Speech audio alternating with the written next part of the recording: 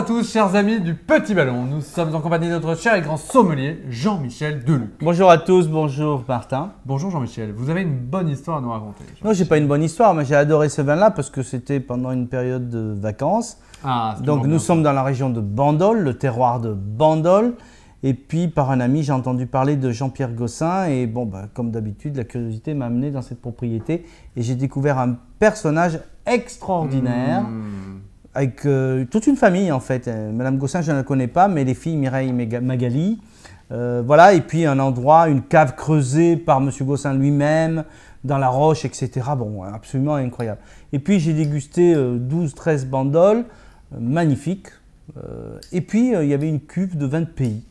Alors je sais que les 20 pays ça fait peur. Ouais, 20 pays on se dit que… Ouais. Et donc les 20 pays c'est tout simplement parce qu'on est sur un terroir, le même terroir que Bandol, sauf que par exemple dans le cas présent, il y a un petit peu de merlot. Donc le merlot n'est pas dans l'appellation Bandol. Ah oui, donc il a voulu sortir de l'appellation en rajoutant un peu de merlot, du cabernet, mais on va retrouver le fameux Mourvèdre qui donne ce caractère, ou le Carignan qui donne ce caractère au vin de la région. Donc j'ai adoré cette cuve. Et j'ai dit, mais il nous la faut absolument. Et donc, voilà, la bouteille est là. Trop bien. Donc, c'est un vin de Bandol avec du merlot qui est censé donc pousser plutôt… Non, on peut mettre du merlot partout, mais dans l'appellation Bandol, il n'y a pas de merlot, donc on fait du vin de pays. Mais on peut le faire pousser. Et là, on est sur le vin de pays de Montcombe. Le Montcombe, on est derrière. Le pays de Bandol avait des notes un petit peu calcaires. C'est un très beau vignoble. Hein. Bandol, le nom Bandol ne vient pas forcément il y a très peu de vignes à Bandol même. C'est tout simplement parce que c'était le port d'où partaient les fûts pour le commerce. Voilà, donc, comme souvent, comme Bordeaux d'ailleurs, c'est souvent les ports qui ont donné les noms aux appellations. Ah ok. Voilà. Et bien là, on en a appris des trucs. Hein. Oui. Alors voilà, on sent le vin sérieux. Oh, ça c'est beau. Oh, c'est sombre.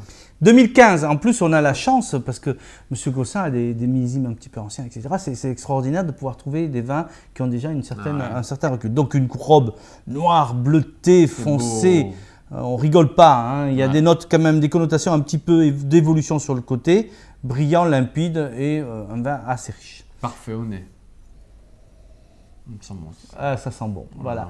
Donc il y a ces notes un peu de bois de santal, de cèdre, je trouve, de fruits noirs, de cerises, de noyaux, le côté un petit peu épicé du Mourvèdre ou du Carignan, puisqu'il y a du Carignan également, le côté juteux, charnu du merlot. Donc ces cépages, c'est pas pour rien, cet assemblage ressemble à quelque chose. Ah, ça sent très bon. En bouche.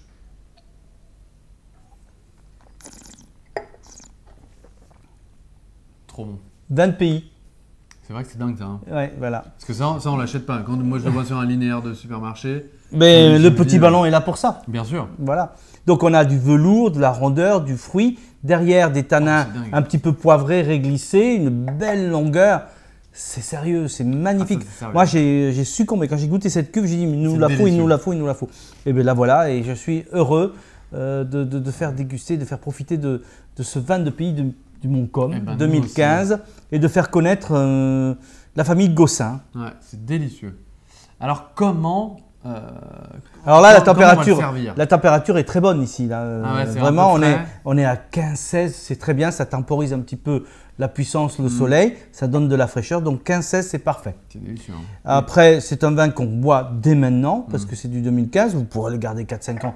Pour ceux qui adorent garder les vins. Bien sûr. Voilà. Mais n'oubliez pas le millésime. Voilà, n'oubliez pas le millésime. Ne pas hésiter à le passer en carafe une demi-heure avant pour vraiment ressortir le fruité parce que c'est un vin, on sent qu'il a du potentiel derrière. Et pour la couleur, c'est dingue d'avoir un vin. C'est magnifique.